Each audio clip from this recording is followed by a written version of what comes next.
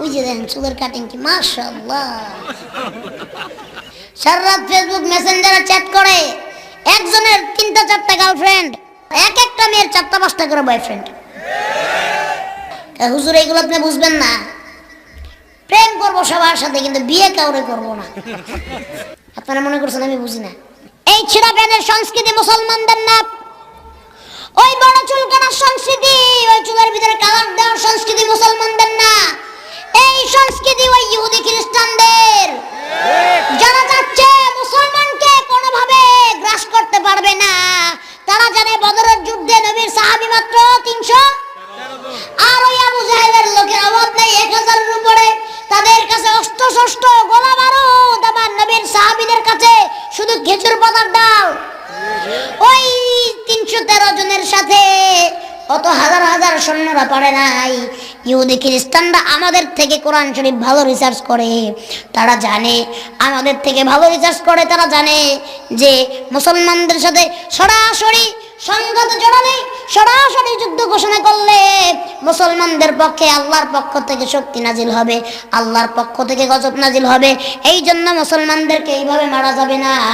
মুসলমানদের সামনের জেনারেশনটাকে হাত করো, তাদেরকে ছিঁড়া প্যান্ট পরা দাও, চুলগুলো বড় বড় করে কালার করে দাও, তাদেরকে এরকম ভাবে 1টা 2টা 3টা মেয়েদের সাথে রিলেশন করে দাও। এরকম ভাবে ইসলামকে সামনাসামনি ধ্বংস না করতে পারলেও কালচারালি আমরা ইসলামকে ধ্বংস করে দিব। ওই ইহুদি খ্রিস্টানদের দালালদেরকে বলে দিতে চাই, বাংলাদেশের ভিতরে 90% মুসলমানের দেশ। এই দেশের যুবকেরা তোমাদের সংস্কৃতি মেনে চলবে না। এই দেশের যুবকরা তোমাদের কিনা গোলাম না, তোমাদের হুকুমের গোলাম না। এই দেশের যুবকরা সংস্কৃতি মানলে একমাত্র সংস্কৃতি হবে রাসূলুল্লাহর সংস্কৃতি। এই দেশের সংস্কৃতি হবে কোরআনের সংস্কৃতি। এই দেশের ইসলাম হবে কোরআনের ইসলাম। এই দেশে ফ্যাশন হবে ইসলামের মধ্যে। চিৎকার মেরে বলো ঠিক কিনা? এরা চায় আমাদের ঈমানকে লুটে নিতে, এরা চায় আমাদের ইজ্জত লুটে নিতে। এরা মা বোনদেরকে বেহায়া করে নাঙ্গা করে রাস্তায় ছেড়ে দিচ্ছে, এরা মা বোনদের বেহায়া বেপরদা বানিয়ে দিচ্ছে। এই ইহুদি খ্রিস্টানদের দালালদেরকে বাংলাদেশ থেকে হটায় দেন, বাংলাদেশ থেকে সরিয়ে দেন। ইহুদি খ্রিস্টানদের দালালদের বাংলার জমিনে ঠাই হবে না ইনশাআল্লাহ। তারা খুব ভালো করে জানে যে মুসলমানদেরকে সরাসরি সংঘাতে কেউ পারে নাই, কেউ না। আব্রাহা হাতি বাহিনী নিয়ে সৈন্য বাহিনী গেছে, ডাইরেক্ট সরাসরি আল্লাহর পক্ষে যুদ্ধ ঘোষণা করেছে, আল্লাহর কাবা ঘর ভাঙবে, ধুলিস্যাৎ হয়ে গেছে।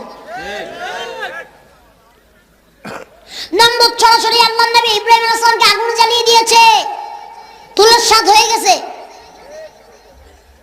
ওই ফেরাউন মুসা আলাইহিস সালামের সাথে সরাসরি যুদ্ধ ঘোষণা করেছে, ধুলিস্যাৎ হয়ে গেছে। শুধু আজকেও না, আরো সামনেও যদি 1000 বছর এরকম নমরুদ ফেরাউন আসে, আল্লাহ তাআলা তাদেরকে জমিনের সাথে ধুলিস্যাৎ করে দিতে একবারও চিন্তা করবেন না। এই জন্য আমার যুবক ভাইয়েরা, আপনাদের হাতে ধরি, পায়ে ধরি, ওই ইহুদি খ্রিস্টানদের দালালদের, পশ্চিমাদের দালালদের এজেন্ডা বাস্তবায়ন করতে দিবেন না। ওদের ফ্যাশনে আপনারা ফ্যাশন করবেন না, ওদের কথা আপনারা শুনবেন না। ওরা এক একটা করে ইউটিউব ফেসবুকের ভিতরে এক একটা করে ইউটিউবারদের, ফেসবুকারদেরকে কিনে কিনে টাকা দিয়ে দিয়ে এই ফ্যাশন করা ছেলেদেরকে শেখাচ্ছে, মেয়েদেরকে শেখাচ্ছে। সর্বপ্রথম কথা বলবো এই সমাজের যুবকদেরকে নিয়ে। ফার্স্টে এরা মসজিদে যায় যায় না, কোরআন শরীফ পড়ে না। এদের কাজ কি বলেন তো এখন? টিকটক। যেইগুলা যতগুলা টিকটক করে সবগুলা দিনের বেলা টিকটক করে, রাত্রের বেলা চুরি করে। সত্যি কথা, আমি একটা কথা মিথ্যা বলি, নেশার সাথে সম্পৃক্ত, হারাম গান বাজনার সাথে সম্পৃক্ত, জিনার সাথে সম্পৃক্ত, ঠিক কিনা? যুবকদের কথা বলি, মুরব্বীদেরকে প্রশ্ন করি, আপনারা যখন জোয়ান ছিলেন ভাই, এরকম যুবক আপনারা ছিলেন না? তো ঈদ আসলে আপনারা জামা কাপড় কিনছেন না? তো যদি কোনো জামা কাপড় ছিঁড়া দেখছেন, ওই জামা কাপড় টাকা দিয়ে জীবনে কিনছেন? মাগনা দিল তুই পরেন নাই। আচ্ছা, এখনকার যুবকেরা কি করে? ছেঁড়া প্যান্ট পরে, ছেঁড়া প্যান্ট, তাও 3000 টাকা একটা প্যান্টের দাম। ছিঁড়া প্যান্ট পরে 3000 টাকা দিয়া। আমার একটা প্রশ্নের জবাবের উত্তর দেন, এই ছিঁড়া প্যান্ট পরার সংস্কৃতি আপনারা শেখাইল কে? কোথা থেকে পাইলেন এই সংস্কৃতি? কে দিল আপনাকে? কে দিল এই সংস্কৃতি? এই সংস্কৃতি মুসলমানের সংস্কৃতি না, এই সংস্কৃতি এই পশ্চিমাদের সংস্কৃতি। ছেঁড়া প্যান্ট তো পড়ছেই, এই যে চুল আল্লাহ দিছে, ঠিক কিনা? করিয়ারা কই, ওই যে দেখেন চুলের কাটিং কি মাশাআল্লাহ, কি চুলের কাটিং এক একটা, এদিক দিয়েও নাই, এদিক দিয়েও নাই, পিছেও নাই, উপরে দিয়ে এত বড় বড়, তাও আবার কতগুলার কালার মারা। আমি একজনকে জিজ্ঞেস করলাম এই চুলের কাটিং এর নাম কি, কি এটা, এটা কেমন কাটিং দিছেন? হুজুরের আপনি বুঝবেন না। বুঝবো না মানে কি বুঝবো না? হুজুর এই কাটিং এর নাম হচ্ছে ইয়ো ইয়ো কাটিং।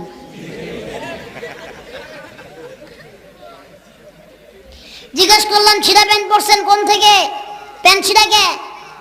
মারামারি লাগছেন? মারামারি লাগে ছিঁড়ে ফেলছেন? না হুজুর। অ্যাক্সিডেন্ট করছেন? অ্যাক্সিডেন্ট করে ছিঁড়ে গেছে? না হুজুর আপনি বুঝবেন না, এটা স্টাইল। স্টাইলের নাম কি? হুজুরের নাম হচ্ছে গ্যাংগাম স্টাইল।